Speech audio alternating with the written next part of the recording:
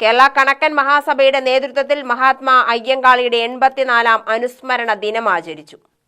പാലക്കാട് സംസ്ഥാന കമ്മിറ്റി ഓഫീസിൽ സംസ്ഥാന പ്രസിഡന്റ് കെ ശങ്കരന്റെ അധ്യക്ഷതയിൽ ചേർന്ന യോഗം സാമൂഹ്യ പ്രവർത്തകൻ പ്രദീപ് നെമ്മാറ ഉദ്ഘാടനം ചെയ്തു.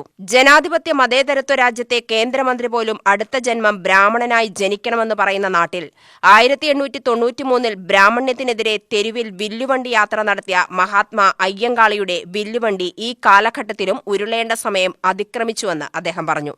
ഈ നാട്ടിൽ എന്റെ മക്കൾക്ക് വിദ്യാഭ്യാസം നൽകാൻ കഴിഞ്ഞിട്ടില്ലെങ്കിൽ ഈ കാണുന്ന പാഠങ്ങളിലെല്ലാം മുട്ടിപ്പുല്ല് പിഴിപ്പിക്കുമെന്ന് പറഞ്ഞുകൊണ്ട് വിദ്യാഭ്യാസത്തിന് വേണ്ടി ഈ ലോകത്ത് ആദ്യമായിട്ട് കാർഷിക പണിമുടക്ക് നടത്തിയ മഹാത്മാ അയ്യങ്കാളി, മഹാത്മാഗാന്ധി നേരിട്ട് സന്ദർശനം നടത്തിയിട്ട് അയ്യങ്കാളിയോട് ചോദിക്കുന്നത്, നിങ്ങൾക്ക് നിങ്ങളുടെ ജീവിതാഭിലാഷം എന്താണ് എന്ന് ചോദിക്കുമ്പോ, എന്റെ ജീവിതാഭിലാഷം എന്ന് പറയുന്നത് എന്റെ സമുദായത്തിൽ നിന്ന് 10 BA കാരെ കാണണമെന്ന് പറഞ്ഞുകൊണ്ട് വിദ്യാഭ്യാസത്തിന് ഊന്നൽ കൊടുത്ത മഹാത്മാ അയ്യങ്കാളിയെ ഇന്നും നമുക്ക് സ്മരിക്കാതെ മുന്നോട്ട് പോകാൻ കഴിയില്ല.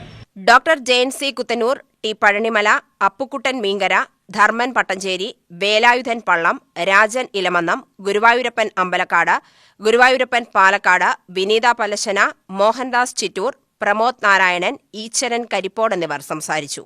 UTV news, Palakkad.